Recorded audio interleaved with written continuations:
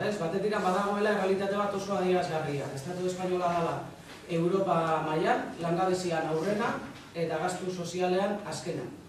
Eta guk uste dugu horrek lotura zuzena duela gertatzen ari denarekin.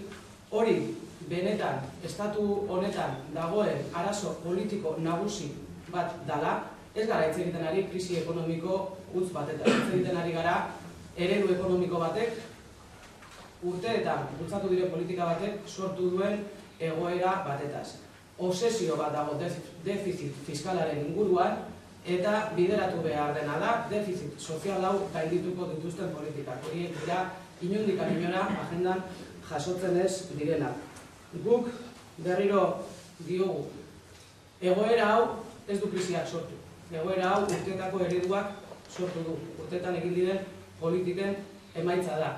Eta ez da egia, garaitxarroa pasatzen ari garerik, ez da egia, hartzen ari diren neurriak, egoera hobeak berreskuratzeko neurriak direnik, eta ez da egia, gaur murrizten digutena, etzi berreskuratuko dugunik. Are gutxiago, neurri hauetan, krisitikan ateratzeko inolako formularik dagoenik. Krisi hau baliatzen ari dira, gaur arte ezagutu dugun eredu soziala indargabetzeko. Gaur arte ezagutu ditugun zerbitzu publikoak pixkanaka deuseztatzeko. Krisi hau baliatzen ari dira langileen eskubideak, lan munduan ditugun eskubideak, gure borrokarekin lortu ditugun eskubideak pixkanaka indar gabetzeko. Guk uste dugu benetan salagarria dela reforma konstituzional batekin esatea, zor publikoa ordaintzea eta banketxeei beraz zorra ordaintzea gure eskubide sozialen gainetik dagoela. Eta hori da udaren egin zutena.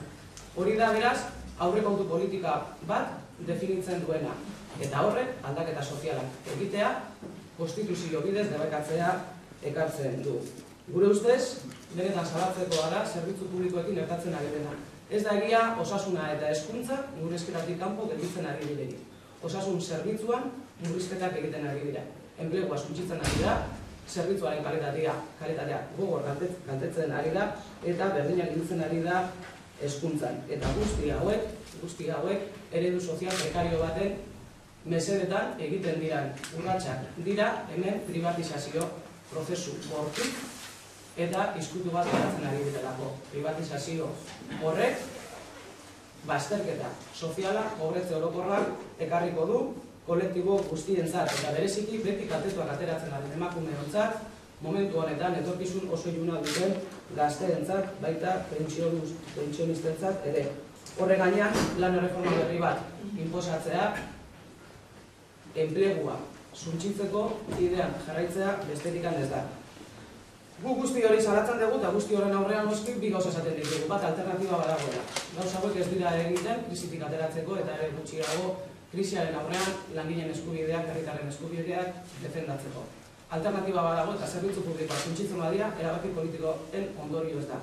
Alternatiba badago eta erabaki politikoak hartu behar dira, alternatiba horren eraikuntzan benetan hasteko.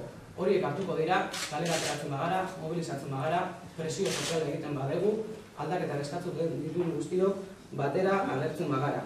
Eta hori da, otsailaren lauean guk bultzatuko duguna.